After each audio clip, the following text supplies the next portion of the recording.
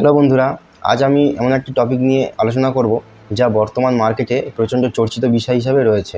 হ্যাঁ, আপনারা ঠিকই ধরেছেন, গোল্ড অ্যান্ড সিলভার।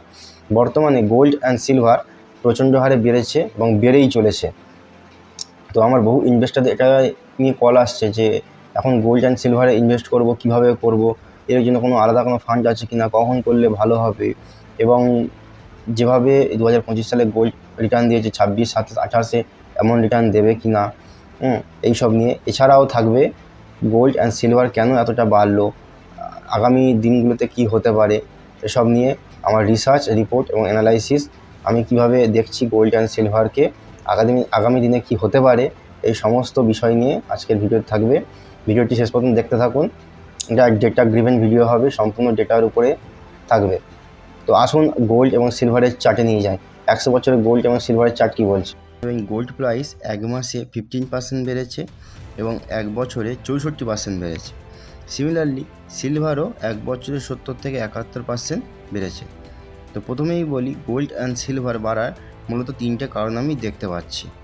প্রথম হলো গ্লোবাল মার্কেট আনসার্টেনিটি, দ্বিতীয় হলো ইন্ডাস্ট্রিয়াল নিড, এবং 3 নম্বর হলো রিজার্ভ কারেন্সি ডাইভার্সিফিকেশান।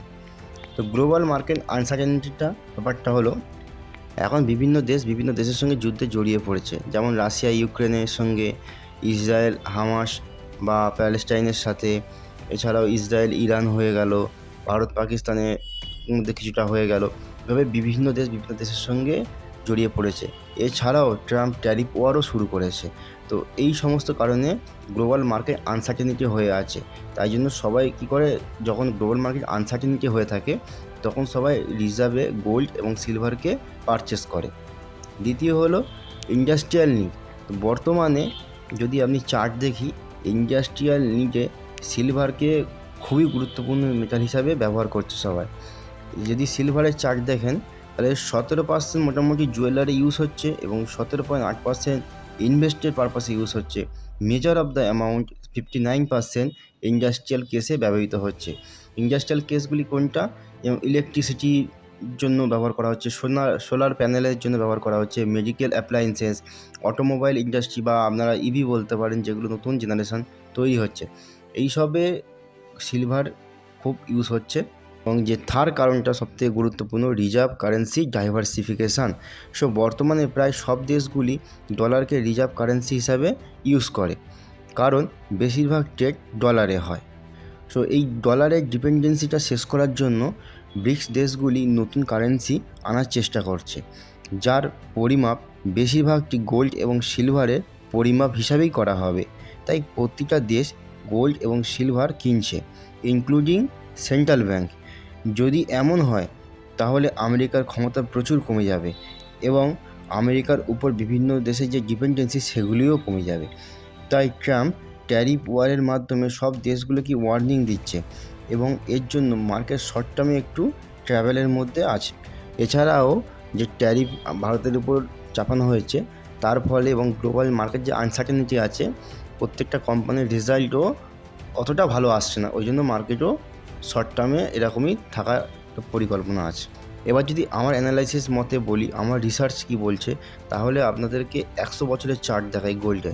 গোল্ড দেখবেন কনস্ট্যান্ট উঠছে না, উঠছে নামছে করে কনস্ট্যান্ট উঠছে। কিন্তু যারা ভাবছেন যে গোল্ড আর নিচে নামবে না, তাদেরকে বলি, এখানে জানুয়ারি মাসে 1980 সালের যদি দেখি, টপ লাগিয়েছে, গোল্ড একদম হাইতে ছিল, সেখানে গোল্ডের প্রাইস ছিল $668। কিন্তু মার্চ 2001-এ আস্তে আস্তে সেই গোল্ডের প্রাইস হয়ে গেছে $259, অলমোস্ট 61% ডাউন।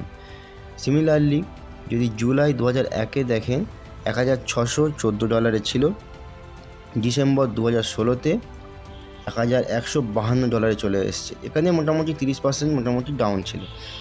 কিন্তু এখানে প্রাইস 1 মাস 2 মাস বা 6 মাসের মধ্যে সার্টেন কমছে না, আস্তে আস্তে কমছে। তাতে টাইম লাগছে, 21 বছর 5 বছর টাইম লাগছে। সিমিলারলি সিলভারও তাই। জানুয়ারি মাসে 1980-তে যদি সিলভারের ডেটা দেখেন, $35 হাই ছিল এবং ডিসেম্বর 1991 আস্তে আস্তে $3-4 চলে এসেছিলো। আবার জুলাই 2011-তে যদি দেখেন, $39 হাই ছিল, এপ্রিল 2020-তে $14 চলে এসছে। তবে বলে রাখি গোল্ডের অপেক্ষা সিলভার কিন্তু বেশি ভলেটাইল দেখাচ্ছে।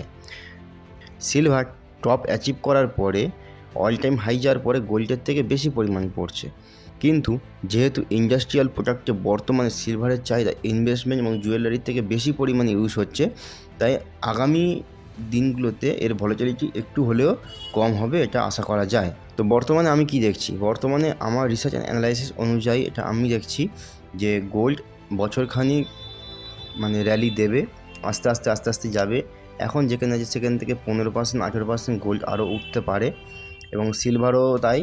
তারপরে আস্তে আস্তে হলে কমতে পারে। যখন শেয়ার মার্কেট আস্তে আস্তে বাড়বে, তখন গোল্ড আস্তে আস্তে হলে কমতে পারে, কিন্তু অতটা কমবে না যতটা আগে কমেছে, কারণ বেশিরভাগ এখন ইন্ডাস্ট্রিয়াল নিড এবং রিজার্ভ কারেন্সি ডিপেন্ডেন্সি কমানোর জন্য গোল্ড এবং সিলভারকে ইউজ করা হচ্ছে। এর আগে যে সিএজিআর সেটা দিয়ে দেখি গোল্ড 12 থেকে 16% রিটার্ন এসছে গোল্ডের সিএজিআর, এবং সিলভারের 9 থেকে 14%।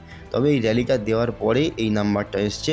যদি এখন মনে করেন কেউ যে আমি এখন ইনভেস্ট করে এই সিএজিটা পাবো, তবে আমার মনে হয় না এটা সম্ভব। এটা সম্পূর্ণ আমার অ্যানালাইসিস, আপনারা নিজেদের অ্যানালাইসিস করার পরে ইনভেস্টমেন্ট করবেন। আশা করি গোল্ড এবং সিলভারের কনসেপ্টটা ক্লিয়ার হয়েছে। যদি কারোর কোনো প্রশ্ন থাকে যে কমেন্টে করতে পারেন, আমি যথাযথ অ্যান্সার দিয়ে দেবো। ধন্যবাদ।